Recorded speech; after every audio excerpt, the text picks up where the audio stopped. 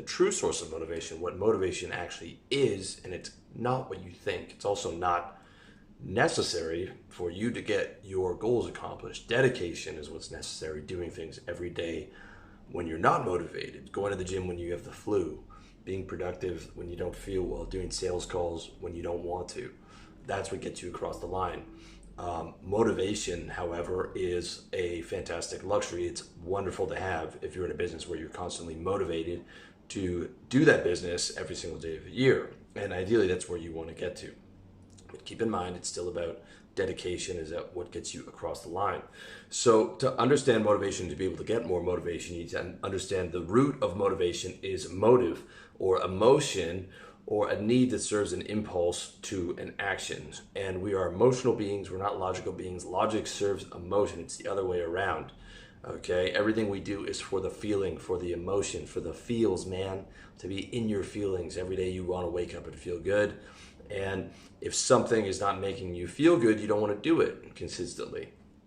Okay, hence why dedication is what gets you across the finish line, because you do stuff that other people are not willing to do, which allows you to become successful. If success was easy, if there wasn't pain at every single level as you level up, then everyone would be successful.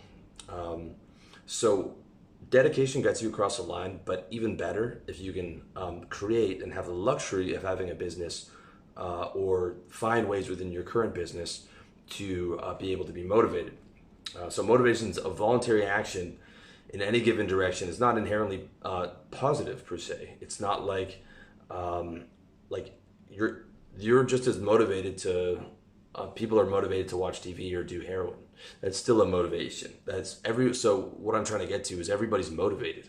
When you think, oh, I don't have any motivation for this thing or the other, that's a myth. You're motivated. You're just not motivated for the thing that you're supposed to be motivated for. You're motivated to go chase girls instead of scale from 6 figures to 7 figures or 7 figures to 8 figures, or to spend time to eat junk food instead of eating healthy food.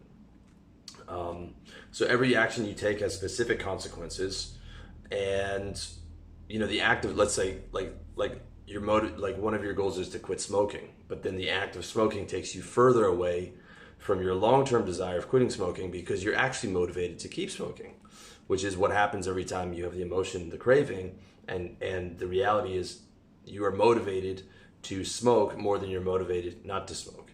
And you might have been motivated to not smoke 2 hours ago, and then this hour, now you're motivated to smoke, because life is a constant series of state changes, and a constant series of emotional changes means a constant series of motivational changes. So you've been forever and always will be motivated. Laziness is a myth per se, okay? I'll still use that word in context. I'll still use that word as a type of a shorthand, but ultimately you're always motivated. It's just whether that motivation is positive or negative. And the judgment, having the intelligence to be able to judge whether something is a positive or a negative action for you, okay? So people watching TV, smoking cigarettes, all these things are motivated to do so. This is the majority of the population is motivated to do things that aren't going to make them successful long term, because really only 1 to 10% of people are successful. Hence the definition of success. It's at the expense of people who aren't successful. The vast majority of people are not willing to compete at that level and are more motivated to just get the workday done, to go home, to do the